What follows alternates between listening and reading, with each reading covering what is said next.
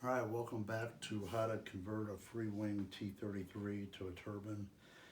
This will be episode 5, going to be the final episode. Just going to wrap up a few things since the last video. Install the balsa shims back here like we talked about. There's 4 pieces of balsa wood, firmed up the tailpipe. It's good to go. I bonded the strap that we made down here. I removed the paint in this area here with just a Q-tip and lacquer thinner. Scuffed the bottom of the layup. Bonded it down with E6000. Inserted 4 of the little pucks that we were talking about with E6000 and ran a screw down through each one. So now the fuselage does not flex at all up here. I'm very comfortable with that. Back here on the back, we're pretty much doing the same thing, but rather than doing a fiberglass layup, I used 2 pieces of like, I think it's like 15 thousandths G10, bonded them onto this, removed the paint underneath, scuffed them, bonded these down with E6000, and inserted a disc over here. I'm going to do this one for you tonight to show you how I do it. It's very simple. I'm going to use a shop vac so I don't get any dust down in by the turbine. I'm using a Dremel with it's got like a little rotary file in it. I put some tape on so I can control my depth to about an 1/8 inch, which is the thickness of the plywood. So I'm going to go ahead and route that out there.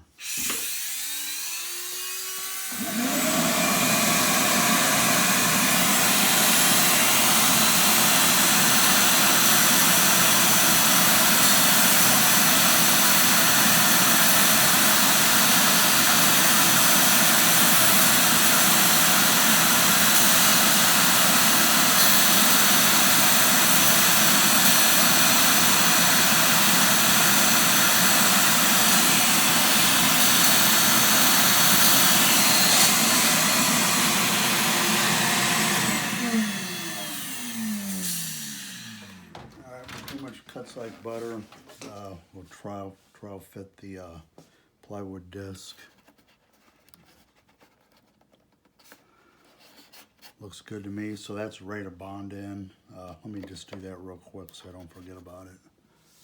What I do with my glue, here it is.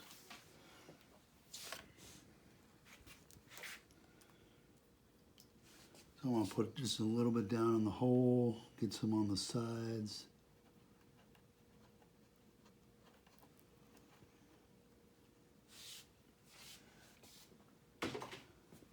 I'm going to stick the disc in, and we're going to pop it back out. Got glue on that, that's good. I normally just let it set, 30 seconds or so. Kind of lets everything tack up. And shove it in, let it dry.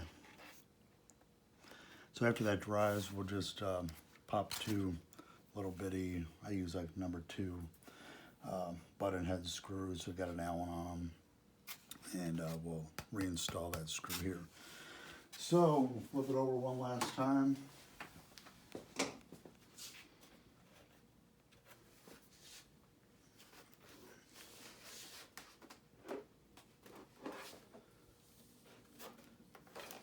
So everything is installed in here. I got both batteries up front. I got the 3-cell life up here that's going to power the turbine. Over here, the owner elected for a 3-cell LiPo to run the flight pack and retracts. I like to use different connectors so it doesn't get mixed up. I put a Dean's on the turbine. The flight pack has a XT, I believe these are 60s or 30s, yeah, XT60.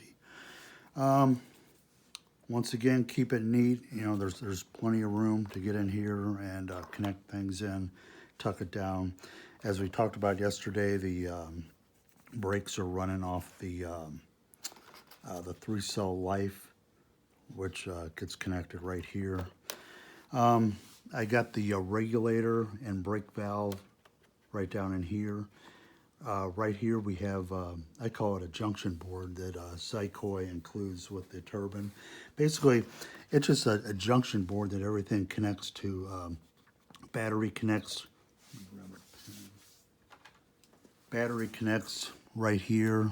The wire coming from the turbine connects here. This wire, this cable here is what you hook your data terminal to, which is right there. On the other side here, this plugs go into the pump, and then on the bottom is the throttle channel that plugs into your receiver. I mean, super simple. Everything's very compact. Works awesome. I installed the pump. I raised it up a little bit to keep the line coming from the UAT to the pump very relaxed. I didn't want any sharp bends in that. Everything's safety wired. Super nice little pump, very small. And I positioned it so you can still get the batteries in and out if you'd like to.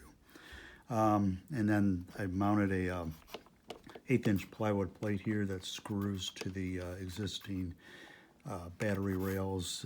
That pretty much holds the whole plate in. So it runs the input of the pump runs from the UAT. Output, there is an arrow on the pump that tells you the direction. Output, I like to go to my shutoff valve, which is, I like this type of shutoff valve. It's my personal preference in these small models. It's a Jet Cat. Very compact, it works well. And then I have that going to their filter. Now in the Zycoy instructions, he does say the pump or the shutoff and filter is before the pump. And there just isn't room. Every model I've done, I've had the filter and the shutoff valve downstream of the pump. It works fine. The little filter or the pickup inside this 2-ounce MAP UAT, it's pretty much like a paper filter, so I'm very comfortable with it. Just make sure your fuel is as crystal clean as possible before you even put it in the model. I have quite a few filters on the UAT or on my fuel jug, and I filter the fuel before it even goes in the fuel jug. So I'm fine with it. And then once again, the receiver is going to go here. The owner is going to connect all his leads in. And then that's about it. You can still get to the little push button here to program the brake valve. And, you know, I consider there's lots of room still in here. A lot of people may think that I'm crazy, but, you know, there's room until you can't get anything else in there, and there's a ton of room still. The owner may have to require putting in a little bit of ballast because the batteries are not all the way up in the nose. If you do some hollowing out on this bulkhead, this foam bulkhead up in here, I think you could get the batteries all the way up front, at least one of them, and that would probably eliminate the ounce and a half of ballast that I have in the original prototype. You will have to remove some of the material on the bottom of the canopy to clear all this, but wait until everything's mounted, receiver and everything, and do that last. I use the carbon paper technique that we use to mount the tank to, you know, so I know where to remove material on the bottom of the canopy. It works fine. So that pretty much wraps up the installation. The one that I'm flying, it's worked great. I just see no reason why this one won't work just as well. It's pretty much I've done the same thing. On the YouTube video, I'm going to have a section under the description on where to buy all the little components like the UAT, the brake valve, the little BEC, the shutoff valve, the brakes. You can't really do one-stop shopping for anything. At least I haven't found it. One guy has everything. The brakes and wheels and brakes are hard to get in the U.S. right now. You go to a Chinese outfit, they have it. I'll have everything listed. And once again, I'm supplying the tank and pipe. I'll have a link for that.